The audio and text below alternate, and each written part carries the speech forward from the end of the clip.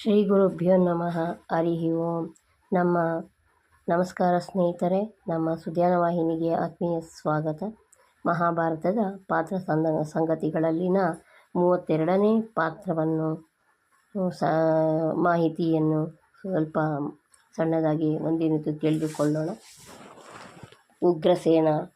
ಕಂಸನ ತಂದೆಯಾದ ಉಗ್ರಸೇನನಿಗೆ ಆಹುಕ, ಭೋಜ, ಕುಕುರಾದೀಪ ಎಂಬ ನಾಮಾಂತರಗಳು ಇವೆ. ಮಗ ಕಂಸನ ದಬ್ಬಾಳಿಕೆಗೆ ತುತ್ತಾಗಿ ಸೆರೆಮನೆಯಲ್ಲಿ ಬಹುಕಾಲ ಇರಬೇಕಾಗಿ ಬಂದದ್ದು ಉಗ್ರಸೇನನ ಅಸಹಾಯಕ ಸ್ಥಿತಿಯನ್ನು ಸೂಚಿಸುತ್ತದೆ.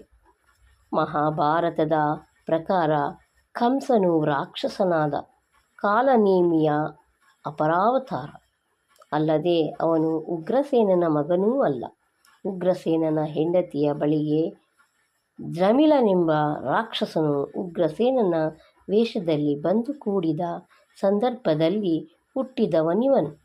ಕಂಸನೇ ಅಲ್ಲದೆ ಉಗ್ರಸೇನನಿಗೆ 100 ಜನ ಮಕ್ಕಳಿದ್ದರು. ಇವರೆಲ್ಲ ಮುಂದೆ ಸಾಲ್ವರಾಜನು ದ್ವಾರಕೆಯನ್ನು ಮುತ್ತಿದಾಗ ಭೀಕರವಾಗಿ ಹೋರಾಡಿ ದ್ವಾರಕೆಯನ್ನು ಉಳಿಸಿಕೊಂಡರು. ವಾಸ್ತವವಾಗಿ ಉಗ್ರಸೇನನಿಗೆ ಮಧುರೆಯ ಆಧಿಪತ್ಯ ಬಂದದ್ದು ಆಕಸ್ಮಿಕ ಎಂದು ದೇವಿ ಭಾಗವತದಲ್ಲಿ ಹೇಳಲಾಗಿದೆ. ಯಮುನಾ ನದಿಯ ಬಯಲಿನಲ್ಲಿ ಮಧು ಎಂಬ ರಾಕ್ಷಸನು ಕ್ಷೇತ್ರ ವಧುವಿನ ಮಗ ಲವಣಾಸುರನನ್ನು ಕೊಂದ ಮೇಲೆ ಮಧುರಾ ಎಂಬ ಹೆಸರು ಕೊಟ್ಟ ಶತ್ರುಘ್ನ ಆ ರಾಜ್ಯವನ್ನಾಳಿದ. ಯಾದವರ ದೊರೆ ಶೂರಸೇನ ಮಧುರೆಯ ದೊರೆ ಶೂರಸೇನನ ಮಗ ವಸುದೇವ. ಮಹಾಭಾರತದ ಪ್ರಕಾರ ವಸುದೇವನು ಉಗ್ರಸೇನನ ಮಂತ್ರಿ. ಕಂಸನು ತಂದೆಯನ್ನು ಸೆರೆಯಲ್ಲಿಟ್ಟು ತಾನೇ ರಾಜ್ಯಭಾರ ಮಾಡುತ್ತಿದ್ದ. ತಂದೆ ದೇವಕಿಯನ್ನು ವಸುದೇವನಿಗೆ ಕೊಟ್ಟು ಮದುವೆ ಮಾಡಿದ್ದ. ಈ ವಸುದೇವನ ಮೊದಲ ಪತ್ನಿ ರೋಹಿಣಿಯ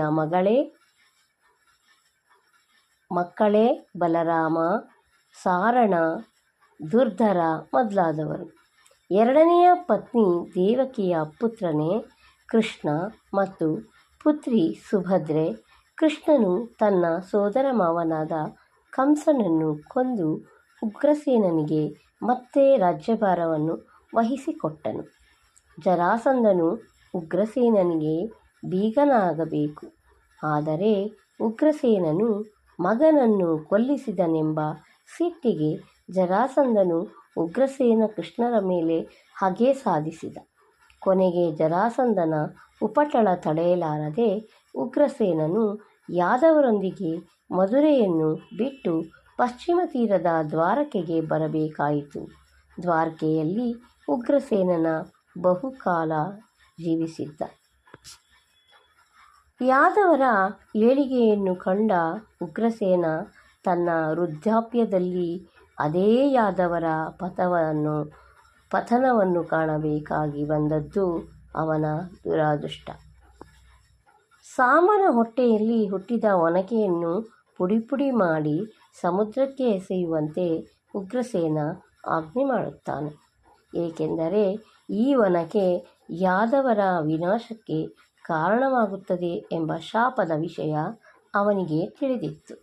ಅಲ್ಲದೆ ಮಹಾಕುಡುಕರಾದ ಯಾದವ ವರ್ಗವನ್ನು ವಿಪತ್ತಿನಿಂದ ಕಾಪಾಡುವ ದೃಷ್ಟಿಯಿಂದ ಮದ್ಯಪಾನ ನಿಷೇಧಾಜ್ಞೆಯನ್ನು ಭಾರತದಲ್ಲಿ ಮೊತ್ತಮೊದಲು ಜಾರಿಗೊಳಿಸಿದವನು ಉಗ್ರಸೇನ.